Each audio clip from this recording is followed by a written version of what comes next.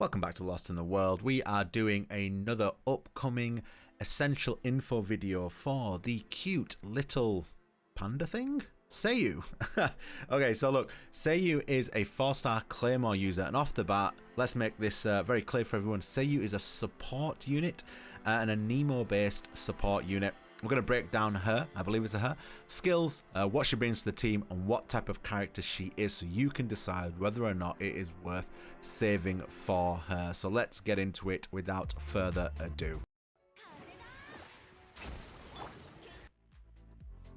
Okay, so Sayu's skills, let's go.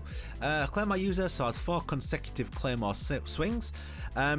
Charge attack spins around with the Claymore. Let's break down the elemental scale. So this is where things get super cute. Sayu curls into a spinning wheel, which is like a little spinning ball, crashing into enemies and dealing Anemo damage. At the end of the spinning duration, performs a dancing kick, whatever that may be, which causes Anemo AoE damage. That's interesting to know. Okay, if you press it, it enters the rolling state and rolls a short distance forward and performs the dancing kick. A hold, however, continues to roll forward in the ball mode and gains increased resistance to interruption. During the rolling ball, Sayu can control the direction of movement, and pressing E again will cause her to return to normal after performing the dancing kick. I think I'm just summoning for her because she's got a move called a dancing kick. However, the damage on that dancing kick is stronger on the hold than it is on the press E. Elemental infusion can occur once during hold E and lasts 10 seconds at most. When that effect ends, the skill will enter cooldown. The longer Sayu stays in the rolled ball state, the longer the cooldown will be. Interesting, so there'll be some give and take on that. In terms, it's a really, really interesting mechanic. It looks like there's going to be a lot of meme videos, a lot of fun things going on there. Allows for damage and elemental infusion. So okay, should be good. Interesting. Don't know what to think of that actually after reading it first time. I'll leave your comments below about what you think about this character. I think this is going to be one of those where you really do summon for it based off kind of design and fun. However, let's look at the elemental burst. Okay. So the elemental burst creates another helper. Now, from what I've been told, she actually throws out like a little animal type thing that actually aids Sayu, and it deals Anemo damage to enemies nearby and heals teammates nearby. Now, we'll break this down in the Constellations section, but there is a choice to be made there, but that choice can be removed with the help of a constellation. Okay, the amount healed from your toy, or panda, wherever it may be, scales based on Sayu's attack. It's important to remember that. And Unstopped Lula, which I believe is the name of the animal, is summoned. Depending on the surroundings, periodically takes one of the following actions. If all nearby characters have HP above 70, it will attack one enemy nearby, dealing Anemo damage. If there exists a character with HP below 70, it will heal the character. Quite similar to Diona, actually. And I believe Bennet as well, in terms of the choice it makes, which can be removed, rather like Bennet, with a constellation. We'll get into that in a second.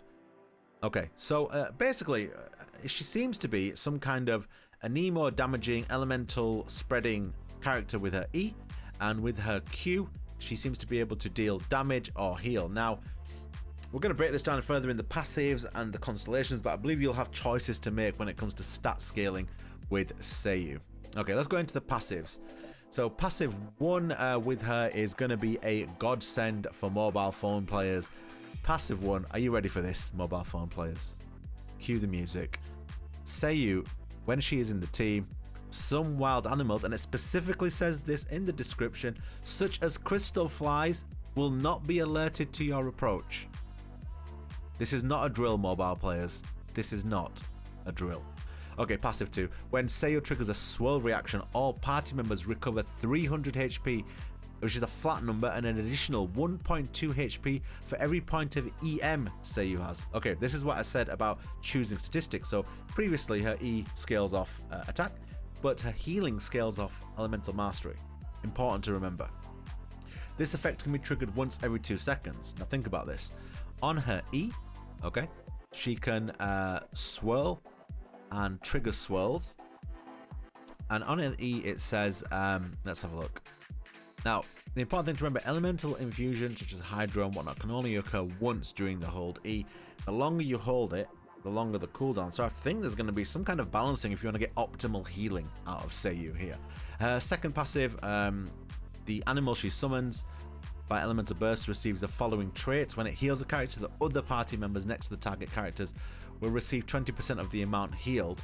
I don't know if that goes to the team, it's not very clear in the description. Increased AoE of damage dealt to enemies. Okay, so that is important to note, because then when we go into Constellations, Constellation 1, the animal summoned in the burst is no longer restricted by HP percentage. It can heal while dealing damage, so that obviously goes into passive 3. It means she can do AoE damage while healing at the same time.